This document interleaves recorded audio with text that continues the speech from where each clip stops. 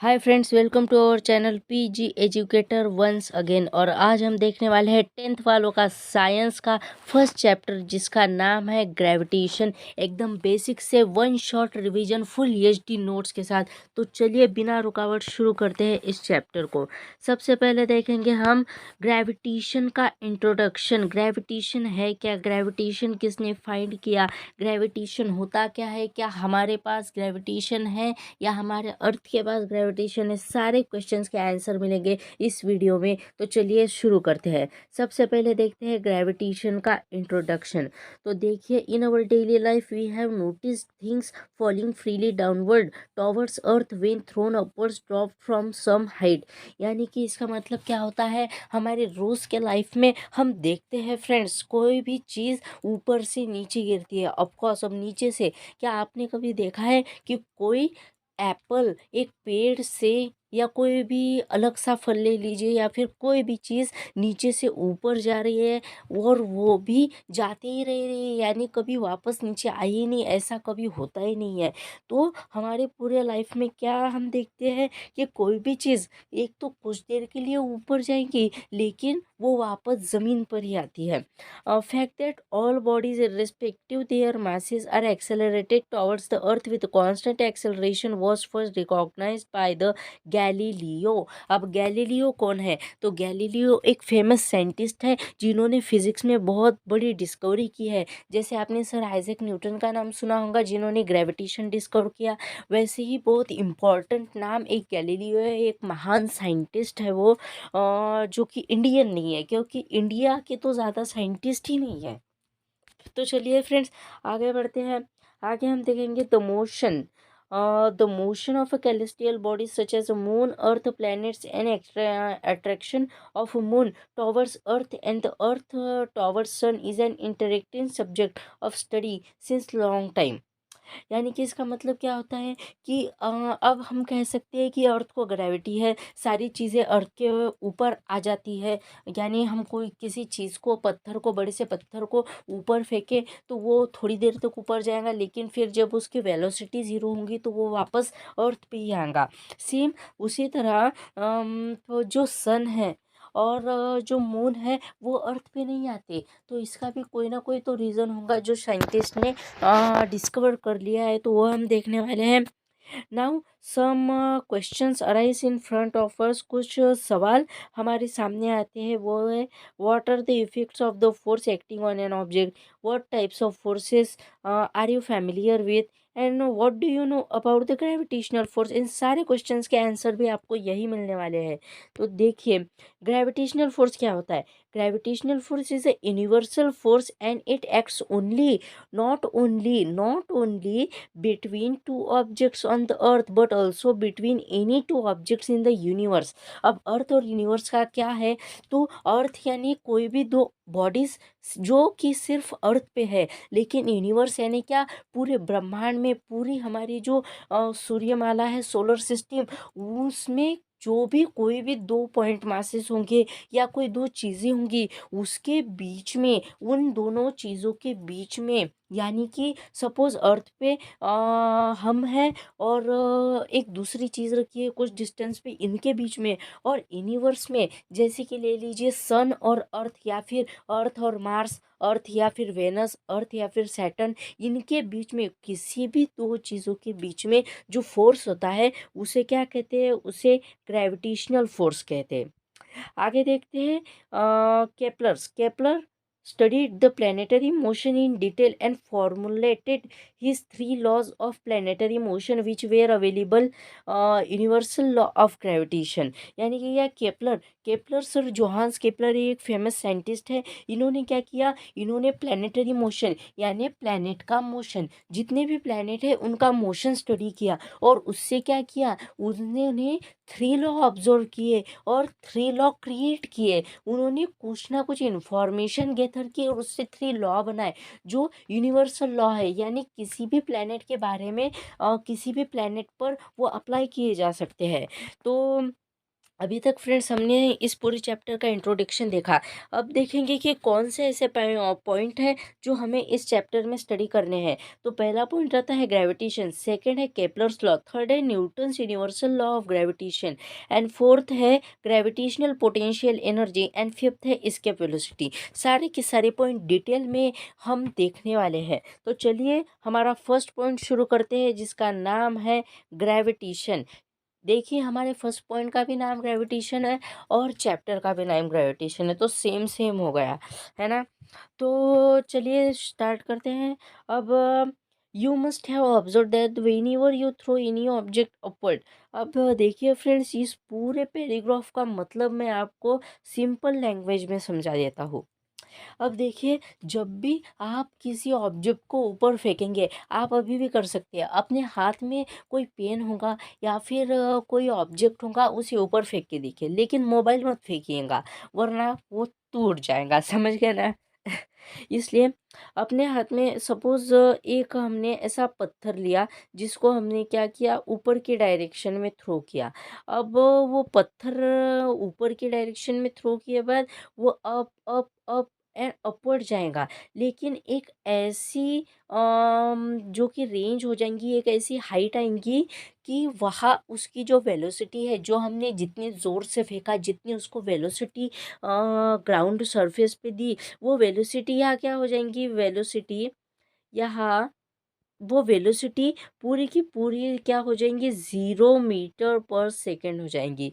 तो क्या होगा, ये जो यहाँ फिर ये जो पत्थर ऊपर पहुंचा हुआ रहेगा, ये क्या होगा, ये पत्थर वापस नीचे की तरफ अर्थ पे आ जाएगा। जो पत्थर हमने ऊपर फेंका था, वो पत्थर वापस डाउनवर्ड डायरेक्शन में मूव होगा और अर्थ पे आ जाएगा। तो क्या है, इससे हमें ये समझ में आता है कि अर्थ कोई ना कोई फोर्स एक्ट कर रही है, जिसकी वजह से उसकी वेलोसिटी, उस पत्थर की वेलोसिटी क्या हो गई है, 0 हो गई है। और आगे हम देखेंगे, ग्रेविटेशनल फोर्स ऑफ और gravity of earth is responsible for pulling you and keeping you on the earth. यानी इस अर्थ में क्या है, एक फोर्स है, जिसे क्या कहा जाता है, जिसे ग्रेविटेशनल फोर्स कहा जाता है, जिसे ग्रेविटेशनल फोर्स कहा जाता है। और ये ग्रेविटेशनल फोर्स की वजह से ही हम अर्थ पर टिके रहते हैं, यानी हम ऊपर नहीं जा सकते। अगर हमने थोड़ी ऐसी जंप किया भी, तो हम वापस नीचे ही आने वाले हैं, क्योंकि हमारा जो फोर्स है जंपिंग का, वो क्या, इसके इसके वेलोसिटी जो है, उससे क्या है, बहुत ज़्यादा मच मच मच कम है। तो इसके वेलोसिटी क्या होती है, ये हम आगे देखने ही वाले हैं। तो चलिए आगे बढ़ते हैं। आगे देखिए, now, each and every object in this universe has that mass exerts gravitational force on every other mass, and the size of that pull depends on how large or small are the masses of two objects under construction. आगे देखेंगे, so for smaller masses like two human beings, the gravitational force of attraction is very small and negligible because of two humans are not very massive. तो अभी gravitational force होता है, तो suppose देखिए, मैं यहाँ खड़ा, सपोज लीजिए कि मैं यहाँ खड़ा हूँ और मेरा दोस्त सपोज ये 2 मीटर डिस्टेंस पे खड़ा है, ये मेरा दोस्त है। ये कौन है, ये मैं हूँ, और ये मेरा फ्रेंड है। तो हमारे बीच में का जो डिस्टेंस है, उसे आर कंसिडर करते हैं। तो आर की वैल्यू क्या है, 2 मीटर। आर की वैल्यू यहाँ क्या होंगी, यह आर की वैल्यू है 2 मीटर। तो देखिए, अब ये 2 मीटर के बीच में जो भी हमारे बीच में एक ग्रेविटेशनल फोर्स है, ऐसा नहीं है कि हमारे बीच में फोर्स नहीं, हमारे बीच में भी फोर्स है, लेकिन फिर भी हम दोनों की इधर अट्रैक्ट क्यों नहीं होते। हम फिर भी, आप देखिए, अगर कोई इंसान आपके सपोज बाजू में खड़ा है, थोड़े 2-3 फीट के डिस्टेंस पे, और आप खड़े हैं, तो वो आप दोनों एक में एक की तरफ अट्रैक्ट नहीं होते, चिटक नहीं जाते, एक में एक को ऐसे चिपकते नहीं। ये क्यों होता है, यानी कि ये जो ग्रेविटेशनल फोर्स, वो तो होता है, ग्रेविटेशनल फोर्स जो होता है वो तो यहाँ है, लेकिन ये क्या है, ये मच मच मच लेस है, यानी कि बहुत ज़्यादा कम है, निग्लिजिबल है, जो कि ना के बराबर है। लेकिन अब ये इम्पोर्टेंट पॉइंट है, ग्रेविटेशनल फोर्स है वो ना के बराबर है, लेकिन मैंने ये थोड़ी ना कहा कि है ही नहीं। मैंने तो बस कहा कि ना के बराबर है, तो वो बहुत ज़्यादा कम होता है, बहुत ज़्यादा कम होता है। तो चलिए आगे बढ़ते हैं। Gravity is important point on earth. It is the gravitational pull of earth that keeps our planet orbiting around the sun. Gravity जो होती है अर्थ की, उसी की वजह से क्या अर्थ ये सन के ऑर्बिट में घूमता है। ग्रेविटी की वजह से जो कि द मून है वो अर्थ के ऑर्बिट में घूमता है। तो देखिए आपको एक डायग्राम देखने को मिलेंगी। The motion of a moon is also affected by both sun and earth. जैसे कि सन के ग्रेविटेशनल फोर्स की वजह से अर्थ उसके ऑर्बिट में घूमती है, वैसे ही जो मून है वो क्या होता है, अर्थ के ऑर्बिट में घूमता है, क्योंकि अर्थ का ग्रेविटेशनल फोर्स उस पर एग्जर्ट होता है। सिमिलरली वो सन के ऑर्बिट में भी घूमता है, क्योंकि सन का जो ग्रेविटेशनल फोर्स है वो भी उस पर अफेक्ट होता है। देखिए आप यहाँ एक डायग्राम दी गई है, gravitational force between earth and the moon. So ये देखिए यहाँ एक एप्पल का पेड़ है। अब ये क्या है, एप्पल फॉलिंग, एप्पल नीचे गिर रहा है, ये अर्थ का सेंटर है, ये अर्थ है और ये अर्थ का सेंटर है। अब ये जो है मून, ये कैसा घूम रहा है, ये इस डायरेक्शन में, ऐसी ऐसी ऑर्बिट है इसकी, इस ऑर्बिट में क्या कर रहा है, वो रोटेशन कर रहा है अर्थ के, पूरा गोल चक्कर लगा रहा है अर्थ का। और ये क्या है, ये ग्रेविटेशनल फोर्स है। ये ये देखिए, ये मून से तो अर्थ के सेंटर पर ये क्या है, ग्रेविटेशनल फोर्स है। लेकिन फिर भी क्या होता है कि जो मून है वो अर्थ पे थोड़ा ना आ जाता है। अब हम रोज देखते हैं, हमें तो चंदा मामा हमेशा आकाश में ही दिखाई देते हैं, वो कब हमारे घर आते हैं। तो क्या होता है, उसका रीज़न है जो कि हम आगे देखने वाले हैं। अब देखेंगे हम force and motion. Force and motion क्या होता है, तो फोर्स क्या होता है, force is a imagine a person holding one end of a string whose other end is tied with a stone and moving it a circular path. If the released stone it files along the tangent at the point on the circular path. इसका मतलब क्या है friends, इस पूरे paragraph का मतलब आपको simple language में मैं समझा देता हूँ। सपोज एक पर्सन है, सपोज लीजिए आपकी कोई भी एक क्या है, कोई भी एक पर्सन है जो कि ऐसा खड़ा है एक स्टेशनरी पोजीशन में, आप देख सकते हैं यहाँ कोई भी एक, सपोज ये पर्सन है। अब ये पर्सन है, इसने अपने हाथ में ऐसी एक क्या पकड़ी है, यहाँ स्ट्रिंग है, ये ऐसी स्ट्रिंग है, और इसको क्या बांध दिया उसने, उसने ये स्टोन बांध दिया। अब जब ये इसके हाथों से इसे फिराएगा तो आप देखिएगा ये पर्सन, इस ये जब ये फिराएगा तो ये जो है ना, ये एक सर्कुलर पाथ बन जाएगा। ये स्टोन इस सर्कुलर पाथ में क्या होगा, इस स्टोन सर्कुलर पाथ में गोल गोल घूमेगा। और यहाँ जो, अब यहाँ स्टोन गोल घूम रहा है, लेकिन वह उस पे फोर्स कौन अट्रैक्ट कर रहा है, उस पे फोर्स ये जो है, ये पर्सन उस पर फोर्स अट्रैक्ट कर रहा है। और ये पर्सन कहाँ खड़ा है, ये पर्सन सेंटर में खड़ा है। हाँ, ये जो सर्कल है पूरा का पूरा, ये सर्कल, इसका सेंटर कौन है, इसका सेंटर ये पर्सन है। इसका सेंटर क्या है, ये पर्सन है। तो बस ये सेंटर से जो इस पे फोर्स अट्रैक्ट हो रहा है, अफेक्ट हो रहा है ना इस स्टोन पे, इसे कहते हैं सेंट्रिपिटल फोर्स। इसे क्या कहते हैं, इसे सेंट्रिपिटल फोर्स कहते हैं। और जैसे ही ये पर्सन, अब देखिए यहाँ से सपोज हमने ये धागा ही काट दिया, ये धागा काट दिया, तो ये जो है ये स्टोन ये कैसा जाएगा, ये गोल गोल फिरेगा क्या, नहीं। ये क्या पर्सन की तरफ आएगा, नहीं। ये गोल फिरेगा, ये भी नहीं। वो कहाँ जाएगा, तो वो टेंजेंटियल डायरेक्शन में जाएगा, यानी कि वो कहाँ, इस डायरेक्शन में जाएगा। टेंजेंटियल, इसकी जो ये ऑर्बिट है ना, ये सर्कुलर ऑर्बिट, इसकी जो ये टेंजेंटियल डायरेक्शन होगी इस डायरेक्शन में हो जाएगा। तो चलिए फ्रेंड्स आगे बढ़ते हैं। अब देखिए ये जो पूरा पैराग्राफ है इसका मतलब मैंने आपको समझाया वही है। बस आपको पेपर में एक अच्छी तरह से लिखने के लिए पॉइंट टू पॉइंट मैंने यहाँ क्या दिए, नोट्स निकाल के दिए है। तो इस नोट्स को आपको एक बार पढ़ लेना है अच्छे से। तो चलिए आगे बढ़ते हैं। अगला पॉइंट हम देखने वाले हैं कि मोशन क्या होता है, मोशन चीज़ क्या है, मोशन हम किसे कह सकते हैं, को क्या होता है जब बॉडी मोशन में होती है, तो सब देखेंगे हम। तो चलिए स्टार्ट करते हैं। When an object moves in a circular path at a constant speed, then the motion of the object is called a circular motion. अब देखिए ये क्या है, एक सर्कुलर पाथ है, ये सर्कुलर पाथ है।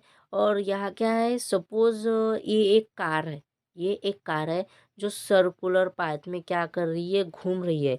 तो फिर ये सर्कुलर पाथ, यानी कोई भी चीज़ जब कोई सर्कुलर पाथ पर घूमेंगी, अब वो चाहे कार हो, चाहे हम खुद हो, चाहे कोई स्टोन हो, चाहे कोई नॉन लिविंग ऑब्जेक्ट हो, चाहे कोई लिविंग मटेरियल हो, जब भी वो क्या करेगा फ्रेंड, जब भी वो कोई से सर्कुलर पाथ पे घूमेगा, सर्कुलर पाथ पे मूव होगा, तो उसे हम कहेंगे सर्कुलर मोशन।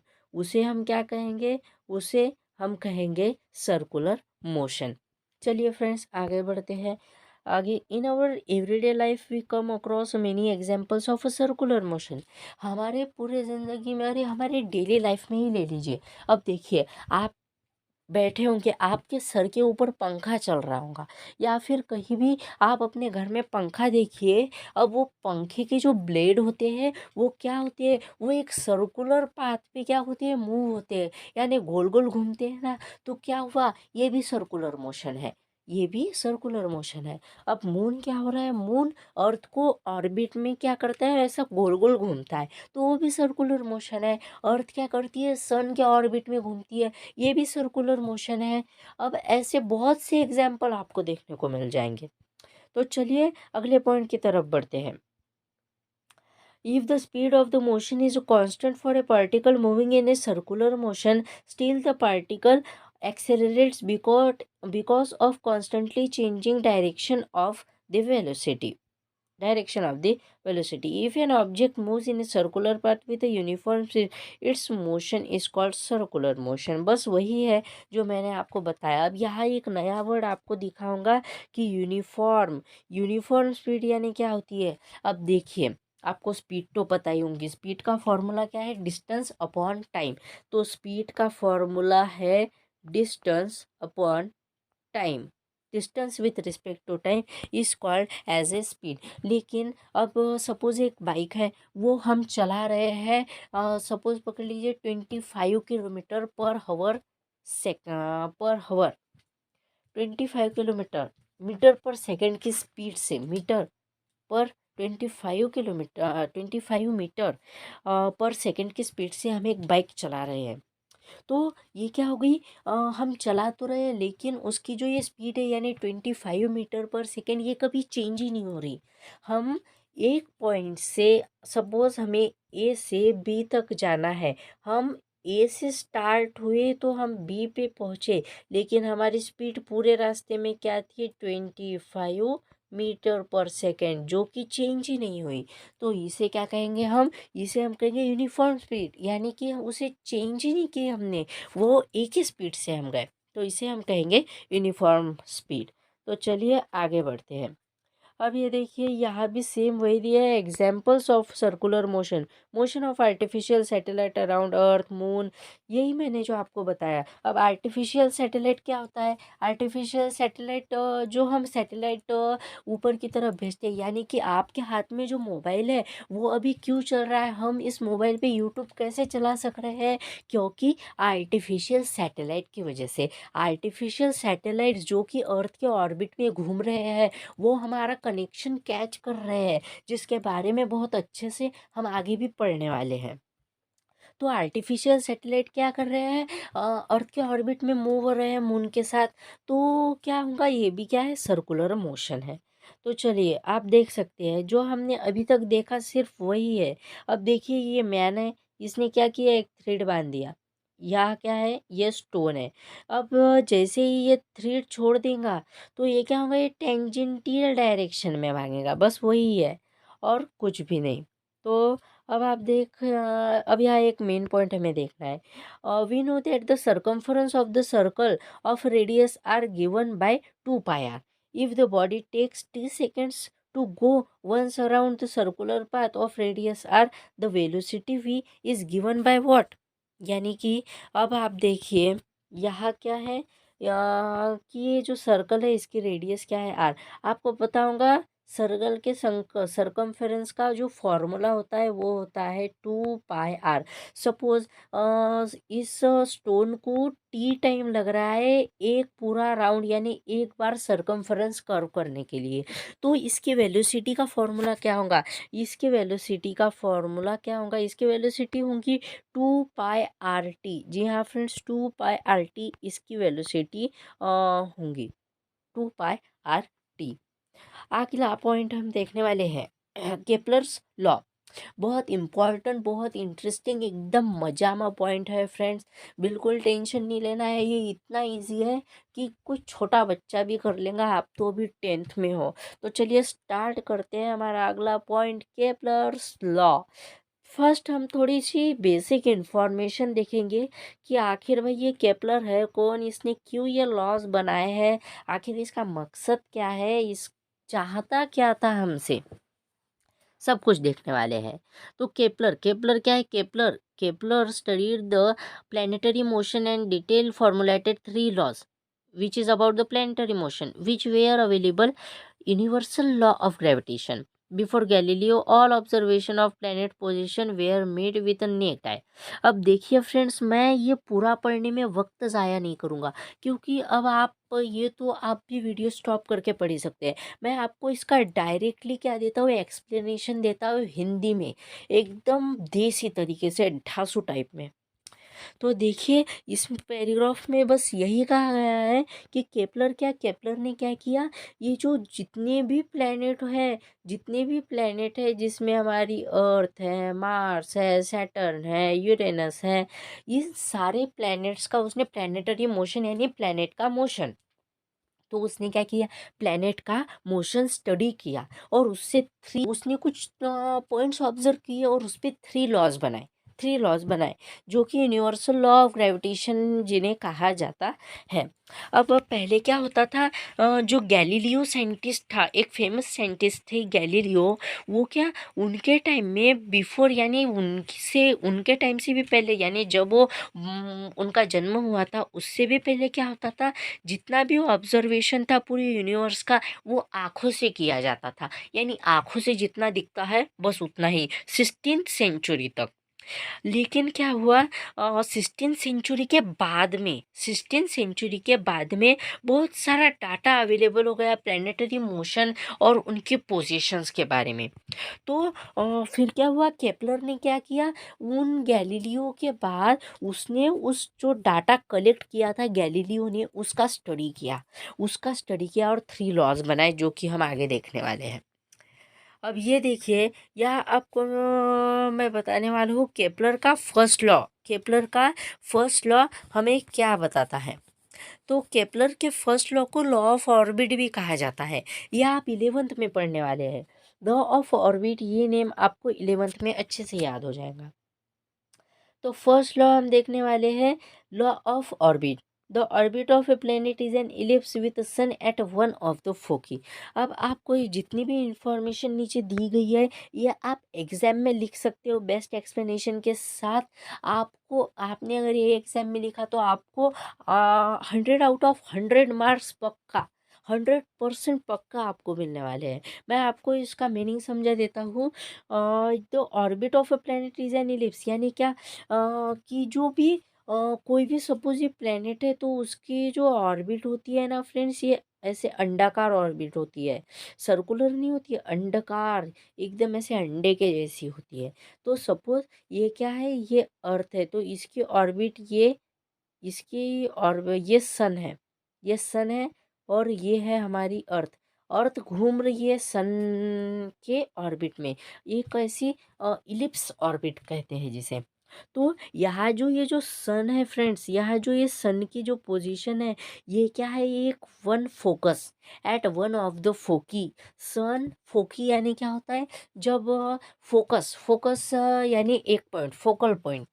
हमने मिरर और लेंसेज के बारे में देखा था 9th स्टैंडर्ड में और 10th में भी देखने वाले, फोकल पॉइंट होते हैं। तो फोकल पॉइंट अगर एक रहा तो फोकल, लेकिन अगर प्लूरल रहा, ज़्यादा रहे तो फोकी कहते हैं उन्हें, FOCI, फोकी कहते हैं।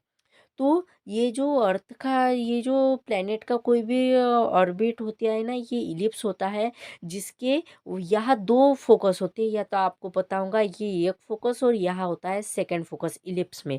तो यह वन जो फोकस होता है, इसकी जगह पे क्या रहता है, सन रहता है। बस इतना ही देखना है। अब सेकंड लॉ हम देखने वाले हैं। सेकंड लॉ हम देखने वाले हैं Kepler second law of motion areas. से केपलर सेकंड लॉ जिसे कहा जाता है लॉज ऑफ एरियाज। अब हम देखेंगे the line connecting the sun to the planet ship equal areas in equal time of interval, यानी कि इक्वल इंटरवल्स ऑफ टाइम। तो इस सेकेंड फॉर्मूले का एक्सप्लेनेशन हम थोड़ा डायग्राम पे से समझने वाले हैं। तो आपको यहाँ एक डायग्राम दिख रही होंगी। इसका मतलब क्या होता है कि सपोज देखिए फ्रेंड्स, ये ए से बी तक ये सपोज टाइम वन, ये सी से डी तक ये कितना है, ये टाइम टू है, और ई से एफ तक क्या है, ये टाइम थ्री है। अब जो भी टाइम है, यानी कि T1 equal to T2 equal to T3, ये तीनों के तीनों टाइम क्या है, ये सेम टाइम है। अब ये जो डिस्टेंस है A to B, C to D and E to F, ये ए की जगह पर एक प्लेनेट है, उस प्लेनेट ने सेम टाइम में डिस्का कवर किया है। A to B, C to D and E to F, ये सेम टाइम में कवर किया है। तो क्या होगा, ये जो एरिया होगा सेम टाइम में कवर किया है, इसलिए जो A+B का एरिया, C+D का एरिया और E+F का एरिया, ये एरिया क्या होगा, ये इक्वल होगा। टाइम सेम, तो ये एरिया क्या होगा, ये इक्वल होगा। अब आपको दिख रहा होगा ए बी डिस्टेंस ज़्यादा है, EF कम है, CD भी थोड़ा कम है, तो उससे कोई इम्पोर्टेंट नहीं है, वो ज़्यादा इम्पोर्टेंट नहीं होता। टाइम सेम है तो इनका क्या है, एरिया ये इक्वल है। बस इतना ही है। अब देखेंगे थर्ड लॉ क्या बोलता है। थर्ड लॉ केपलर का ये कहता है कि law of periods the square of the planets its, यानी क्या, ये प्लैनेट का planets period of revolution around the earth is directly proportional to the cube of mean distance of the planet from the sun. यानी कि suppose ये है, ये अर्थ की ऑर्बिट है। अब इसमें सन भी डिनोट करना पड़ेगा। ये सपोज यहाँ सन है, तो ये जो है ना, ये जो स्क्वेयर, इसको, इस अर्थ को एक पूरा ये रिवोल्यूशन कंप्लीट करने में जितना वक्त लगता है, यानी कि सपोज टी ले लीजिए, उसका स्क्वायर यानी कि जितना वक्त लगता है उसका स्क्वायर इज डायरेक्टली प्रोपोर्शनल है। कहाँ से, किस चीज़ से डायरेक्टली प्रोपोर्शनल है वो भी बता दो, तो मैं ही बताऊंगा और कोई नहीं बताएगा। तो देखिए, cube of mean distance of planet from the sun, यानी कि ये जो है सेंटर, सन का सेंटर और यहाँ अर्थ का सेंटर, इनका जो डिस्टेंस है इनके बीच में, सपोज आर लिख लीजिए, उसके क्यूब से डायरेक्टली प्रोपोर्शनल है। यानी इस अर्थ को जितना टाइम लग रहा है ना पूरा का पूरा रिवोल्यूशन करने में है, ये पूरा रिवोल्यूशन करने में, उसका स्क्वायर डायरेक्टली प्रोपोर्शनल है सन और अर्थ, कोई भी प्लैनेट, सन और कोई भी प्लैनेट, उनके बीच का जो डिस्टेंस है उसके क्यूब से डायरेक्टली प्रोपोर्शनल है। आप देख सकते हैं या वही इंडिकेट किया हुआ है, t square directly proportional to r cube, that is t square upon r is equal to constant is equal to k. इसे हमने कॉन्स्टेंट कन्वर्ट कर दिया। आगे बढ़ते हैं। यहाँ एक पैराग्राफ दिया है, बहुत ही सिंपल सा मीनिंग है। Kepler notice that this laws are very simply for the study of the position of planet. He was in a confusion that why planets obeys this laws. With the help of Newton will be able to understand the formation of the theory of the gravitation। यानी Kepler ने अब ये three law तो बना दिए। ये जो three law आप ऊपर देख रहे हैं, ये थ्री लॉज क्या किए, केपलर ने बनाए हैं। ये सारे के सारे जो लॉज है ये केपलर ने बनाए हैं। लेकिन उसके बाद उसको क्या महसूस हुआ कि भाई ये जो सारे के सारे प्लैनेट ये थ्री लॉ को फॉलो करती है, लेकिन क्यों, आखिर क्यों। आखिर क्यों ये जो जितने भी प्लैनेट है वो इन लॉ के हिसाब से काम करते।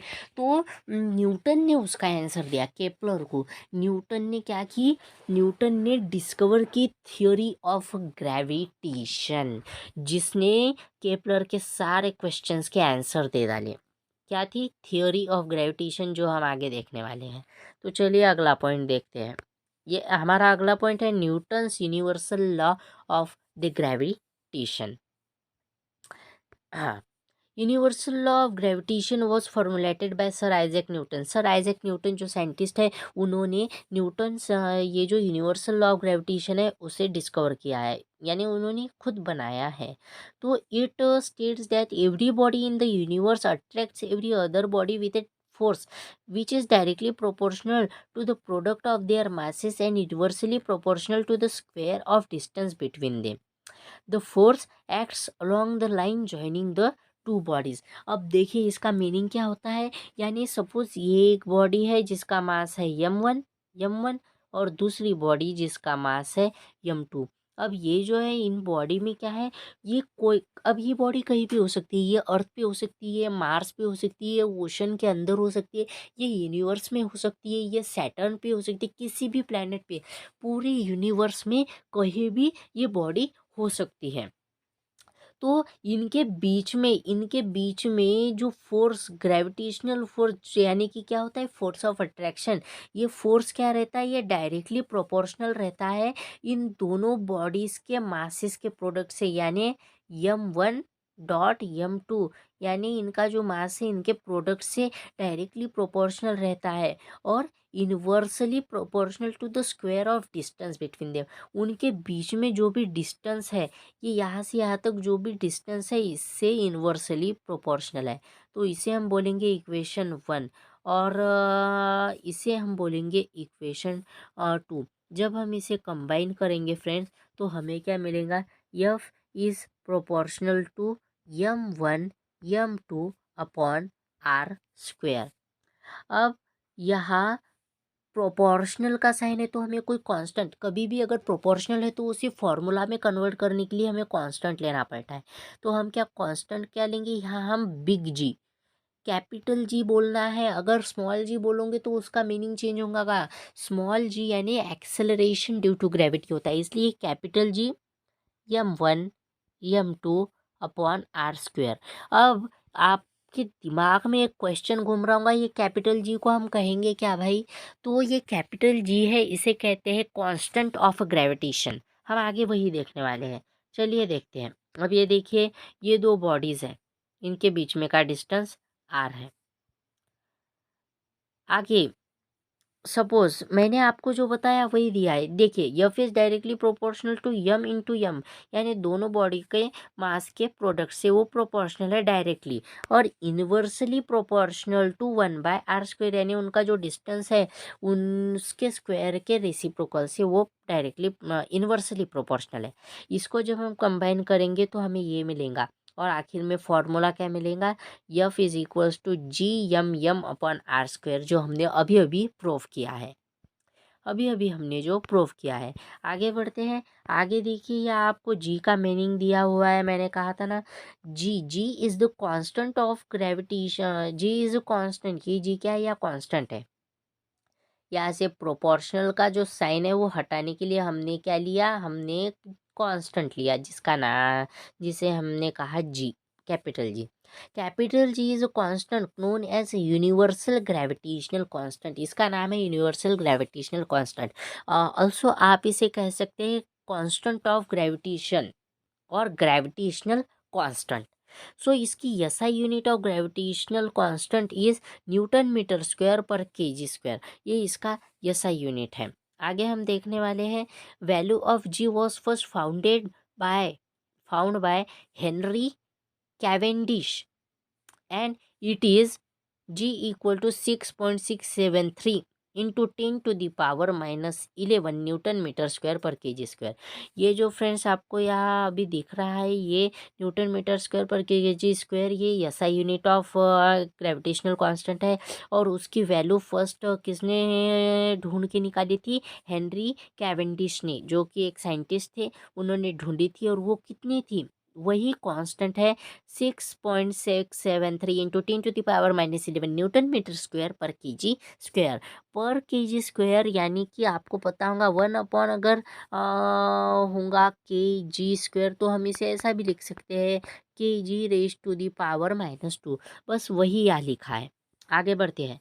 आगे देखेंगे हम important characteristic of the gravitational forces. First है the gravitational force. The gravitational force is a central force that is acts along the line joining the centre of two bodies. ये सपोज टू बॉडीज है, इनको ये इसका centre, ये इसका centre, इसको बोलेंगे m1, इसको बोलेंगे m2। ये जो लाइन इन्हें ज्वाइन कर रही है ना, इसके अलोंग इन दोनों में जो भी ग्रेविटेशनल फोर्स है वो इस लाइन के अलोंग ही है, यानी इस लाइन पे ही वो एक्ट होता है उन दोनों के बीच में, इस लाइन के डायरेक्शन में। अगला पॉइंट हम देखेंगे it is long range force. यानी जो ग्रेविटेशनल फोर्स है या लॉन्ग रेंज फोर्स है, यानी कोई सपोज ऑब्जेक्ट देखिए, अब आप सपोज दे लीजिए अर्थ को, यहाँ है अर्थ और सन।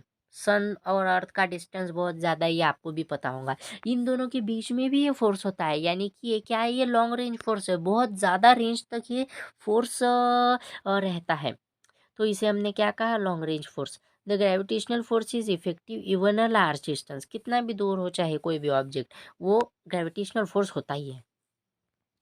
It is conservative force. इस इज कंजर्वेटिव फोर्स यानी क्या, कंजर्वेटिव फोर्स का मीनिंग आपको बता दूं। कंजर्वेटिव फोर्स यानी क्या होता है, कंजर्वेटिव फोर्स यानी पाथ इंडिपेंडेंट फोर्स, यानी कि वो कोई पाथ पे कोई डिपेंड नहीं होता। यानी कि सपोज आप देखिए, ये एक पोजीशन है, यहाँ है m1 मास की बॉडी, और हमें इसे ले जाना है यहाँ पर।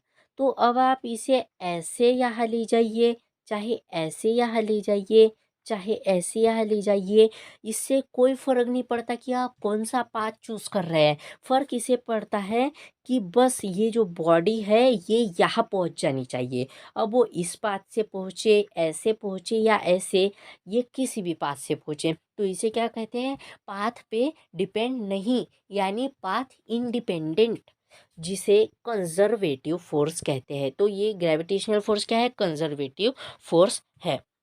आगे हम देखने वाले हैं, unlike electrostatic and magnetic forces the gravitational force is always attractive. यानी कि इलेक्ट्रोस्टैटिक और मैग्नेटिक फोर्स जो है वो क्या होते हैं, ये दोनों फोर्सेस अट्रैक्टिव फोर्सेस नहीं है। ये दोनों फोर्सेस अट्रैक्टिव फोर्सेस नहीं है, इलेक्ट्रोमैग्नेटिक और इलेक्ट्रोस्टैटिक और मैग्नेटिक। लेकिन जो ग्रेविटेशनल फोर्स होता है, ग्रेविटेशनल फोर्स वो क्या होता है, ये क्या होता है, ये अट्रैक्टिव फोर्स है, फोर्स ऑफ अट्रैक्शन जिसे कहते हैं।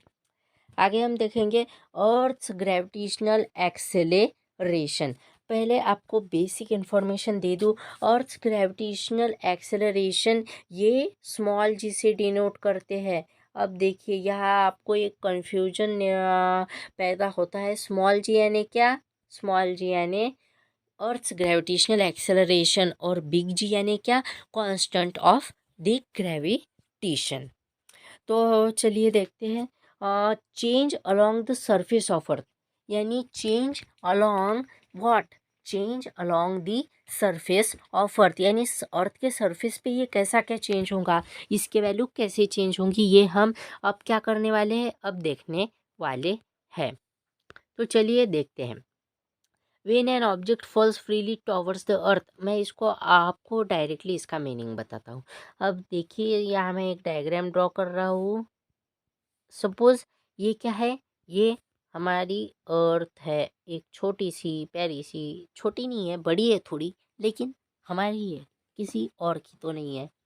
तो ये क्या है, ये है अर्थ, और ये देखिए यहाँ निकल गई है सारे जितने भी आशिया, यूरोप, ऑस्ट्रेलिया, अंटार्कटिका, हाँ।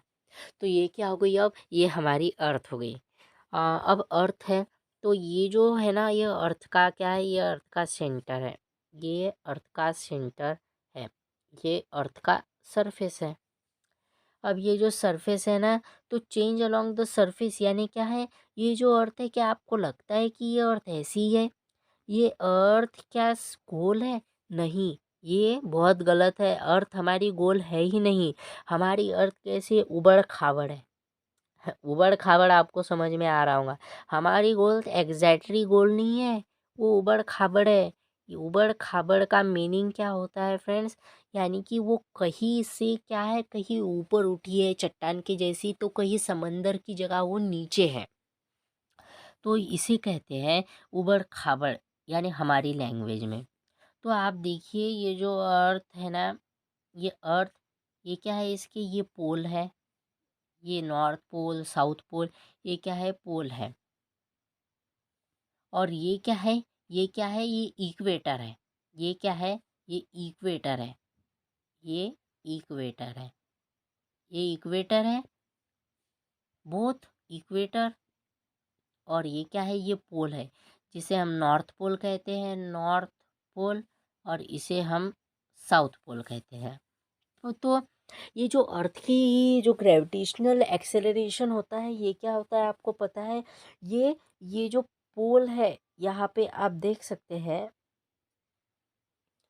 तो फ्रेंड्स ये जो पोल होते हैं ना, यहाँ क्या होता है, ये जो जी की वैल्यू ये क्या होती है, ये हाईजेस्ट होती है। ये जी की वैल्यू ये मैक्सिमम कहाँ होती है, ये पोल पे होती है। और जो इक्वेटर होता है वहाँ ये जी की वैल्यू क्या होती है, ये लोवेस्ट होती है, बहुत कम से कम होती है। तो यही है change due to along the surface of the earth, change along the surface of the earth. आगे हम देखेंगे, this acceleration due to the Earth's gravitational force is called acceleration due to gravity, which is denoted by g and its unit is meter per second square। जो acceleration produce होता है अर्थ की वजह से, उसे क्या कहते हैं, एक्सेलरेशन ड्यू टू ग्रेविटी। उसका एसआई यूनिट है मीटर पर सेकेंड स्क्वायर, एक्सेलरेशन के यूनिट के बराबर। आगे हम देखने वाले हैं चेंज विथ हाइट। अब आपको ये जो पूरे पैराग्राफ मैंने यहाँ दे के रखा है ना, यह आपको एग्जाम में लिखने के लिए बहुत काम आने वाला है। सो इसे एक बार पढ़ लीजिएगा। मैं आपको बेसिक से क्या करता हूँ ये समझा के देता हूँ। अब आप यहाँ देख सकते हैं friends, change with height, calculation of the value of G हम सबसे पहले देखेंगे। We shall now find the acceleration due to gravity that is small g. ये अर्थ ग्रेविटेशनल फोर्स जो होता है ना, उससे ही हम इसे फाइंड करने वाले हैं। कैसा फाइंड करेंगे आप देखिए। यहाँ जो ये फोर्स ऑफ ग्रेविटेशन है, ये क्या है, यम जी। यम जी कैसा आपको पता होगा, वेट क्या होता है, weight is equal to force is equal to m dot g, m dot g. इसे हम क्या कहेंगे, इक्वेशन नंबर 5। आगे देखिए, आगे आपको यहाँ हमने जो Newton's universal law of gravitation देखा था, उसके हिसाब से फोर्स ऑफ ग्रेविटेशन क्या था, G into mass of earth into mass of body upon d square, जिसे हमने कुछ लिखा था G m1 m2 upon are square. बस उसी का फॉर्म है ये। अब अगर हम ये इक्वेशन नंबर 6 है और ये क्या है, ये इक्वेशन नंबर 5। जब हम इन दोनों इक्वेशन को कंबाइन करेंगे या तो हमें क्या मिलेगा, हमें मिलेंगी ये वैल्यू, ये वैल्यू हमें मिलेंगी। अब दोनों साइड से ही देखिए, इधर का ये जो है ये एम कैंसल, इधर का भी एम कैंसल, तो हमें मिलेगा small g is equal to G m/d²। यानी कि स्मॉल जी की जो वैल्यू है वो क्या है, G into mass of the earth upon d square. ये देखिए, ये फॉर्मूला हमने अभी यहाँ मिला लिया। आगे चलिए, आगे हम आगे आगे देखते हैं। Now to calculate the value of small g, we shall put the values of big G and radius of the earth, mass of the earth in the formula given. यानी ये जो जितनी भी सारी वैल्यूज़ है, ये हम क्या करेंगे, अब इस फॉर्मूले में पुटअप करने वाले हैं। इस फॉर्मूले में पुटअप हम जब करेंगे और हमें फिर जी की वैल्यू मिलेंगी 9.8 मीटर पर सेकेंड स्क्वायर। अब आगे चलते हैं, चेंज विथ डिफ्थ हम देखेंगे। चेंज विथ डिफ्थ आखिर है क्या? चेंज विथ डिफ्थ, ये जो भी अर्थ है यहाँ जो है ना, यहाँ ये जी होता है। अब यहाँ डिफ्थ में, थोड़ी सी डिफ्थ में, ये जो पूरी है ये क्या है? ये रेडियस है। ये क्या है? ये डिफ्थ है। अब क्या होंगी ये जो डिफ्थ होंगी, ये कितनी होंगी? आर माइनस क्या? आर, ये पूरे आर में से डी निकल जाए, ये पूरे आर में से डी निकल जाए तो ये बचा जितना है ना, सेंटर से लेके तो डिफ्थ तक का हमें डिस्टेंस मिल जाएगा। चलिए देखते हैं। Motion of objects under the influence of the gravity. आपको बस इतना ध्यान में रखना है कि जब भी ये सपोज, ये देखिए, ये है अर्थ, ये है जी। अब यहाँ सरफेस पे जी की वैल्यू क्या है, मैं पता है 9.8 मीटर पर सेकेंड स्क्वायर। अगर हम ऊपर ऊपर जाए तो ये क्या वैल्यू होती जाएंगी? ये डिक्रीज होती जाएंगी, नेगेटिव यानी डिक्रीज होती जाएंगी। ये वैल्यू क्या होती जाएंगी? डिक्रीज होती जाएंगी। अगर नीचे आए तो भी ये वैल्यू क्या होंगी? ये डिक्रीज होंगी। और सेंटर पे ये वैल्यू क्या होती है? जी इज इक्वल टू 0 मीटर पर सेकेंड स्क्वायर। सेंटर पे ये वैल्यू क्या होती है? 0 होती है। बस यही है change with the depth. Change with the depth. अब देखिए, आपको यहाँ कुछ इक्वेशन मैंने दी है जो कि बहुत काम आने वाले हैं। As the value of the acceleration due to gravity is a constant near earth, we can now write the equations of motion that we studied in a chapter motion would be valid for free fall motion. We replace acceleration a with the acceleration due to gravity. आपने ninth में पढ़े होंगे kinematic equation जो है, जो Newton ने discover किए, बनाए हुए हैं। तो उसमें क्या करेंगे, हम एक ही जगह जी रिप्लेस कर देंगे और हमें क्या फॉर्मूले मिलेंगे? हमें फॉर्मूले मिलेंगे ग्रेविटेशनल एक्सेलरेशन के। तो देखिए, पहला हमें मिलेगा v is equal to u plus g t when object falling downward. v is equal, therefore v is equal to u minus g t when object thrown upward. अब यह upward क्या? आपको कभी भी अगर डाउनवर्ड हो तो क्या लेना है? जी ये पॉजिटिव लेना है। लेकिन अगर अपवर्ड हो तो जी ये नेगेटिव लेना है। इसलिए अपवर्ड अगर आया तो यहाँ के ले लिया हमने माइनस जी ले लिया। और थर्ड इक्वेशन क्या होगा? V square minus u square is equal to 2gt। आगे चलते हैं। Mass and weight. Mass and weight एक बहुत ज़्यादा ही इम्पोर्टेंट पॉइंट है जो हमने अभी यहाँ देखना है। अब मास क्या होता है? अब आपको फिर से मैं बता दूं, ये जो पूरे मास के पॉइंट है और ये जो आपको नीचे दिख रहा होगा, जो भी मैंने ये जो वेट के पॉइंट निकाले हैं फ्रेंड्स, ये सारे पॉइंट मैंने आपको एग्जाम में एक अच्छी तरह से लिखने के लिए दिए हुए। वैसे मैं आपको सिंपली लैंग्वेज में ये समझा देता हूँ। अब देखिए, मास मास शुरू करते हैं। मास का इंट्रोडक्शन। मास होता क्या है? अब मास क्या है? हमारे शरीर पे मास है वो मास नहीं। मास ये क्या है? मटेरियल है। तुम्हारे बॉडी में कितना मटेरियल है अंदर? तुम्हारे बॉडी के अंदर क्या है? तुम्हारे बॉडी के अंदर ब्लड है, बोन्स है, तुम्हारी बॉडी के अंदर लीवर है, हार्ट है, बहुत सारा फैट है। ये सारा जब कैलकुलेट होता है तो क्या बनता है? तो बनता है मास, जिसे मास कहते हैं हम। जिसे क्या कहते हैं? मास। लेकिन अब आप मुझे एक बात बताइए। अब आप अर्थ पे हो, अब आप का हो, ये अर्थ है, आप अर्थ पे खड़े हो। अब आपके बॉडी के अंदर क्या क्या है? सपोज आप अर्थ पे खड़े हो और आप अर्थ पे ही खड़े हो। वैसे सपोज लेने का काम ही नहीं, आप अभी भी अर्थ पे ही खड़े हो।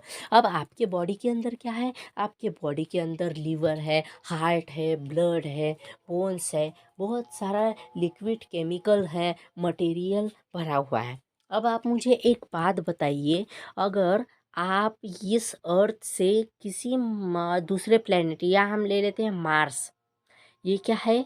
ये मार्स है। अगर आप इस मार्स पे चले गए और यहाँ खड़े रहे तो क्या आपका हार्ट गायब हो जाएगा? क्या आपके बोन्स गायब हो जाएंगे? क्या आपका ब्लड गायब हो जाएगा? अरे यार, अगर हार्ट गायब हो गया, ब्लड गायब हो गया, पूरी की पूरी हमारी अगर बोन्स गायब हो गए तो हम जिएंगे कैसे? हम तो तभी मर जाएंगे ना। तो इस पे से हमें बस एक कंसेप्ट समझना है कि मास की जो वैल्यू होती है, बॉडी का मास कभी भी चेंज नहीं होता। अब आप मार्स ही क्यों, पूरे यूनिवर्स में आप कहीं भी जाइए, आप दिल्ली जाइए, आप दुबई जाइए, आप हांगकांग जाइए, आप सैटर्न पे जाइए। आप सन पे तो जा नहीं सकते क्योंकि गर्म है, हम तो वैसे ही मर जाएंगे। लेकिन आप किसी मार्स पर, दूसरे प्लेनेट पर जाइए, मून पर जाइए, कहीं भी जाइए, आपके बॉडी में जितना मटेरियल भरा हुआ है ना, वो उतना का उतना ही रहेगा। हार्ट बाहर नहीं निकल जाएगा, आंखें बाहर नहीं निकल जाएंगी, ब्लड हम कभी बाहर नहीं निकल जाएगा। तो बस इसका मतलब क्या होता है फ्रेंड्स, कि ये जो मास है ना, इसकी वैल्यू क्या होती है, ये कांस्टेंट होती है। किसी भी, यानी सपोज मेरा मास जितना है वो पूरे दुनिया में, पूरे यूनिवर्स में उतना का उतना ही रहेगा, चाहे मैं कहीं भी जाऊँ, कहीं भी जाऊँ, मेरा मास क्या होगा, उतना का उतना ही रहेगा। आगे बढ़ते हैं, आगे बढ़ते हैं friends. Mass is a fundamental universal property. You have same amount of the mass no matter when you are in the universe. Mass is the amount of matter present in the object. Its SI unit is kg. Mass is a scalar quantity. Its value is same everywhere. Its value does not change. मैंने आपको वही तो कहा है कि आप देखिए, हम एडिशनल पॉइंट ऐड करेंगे।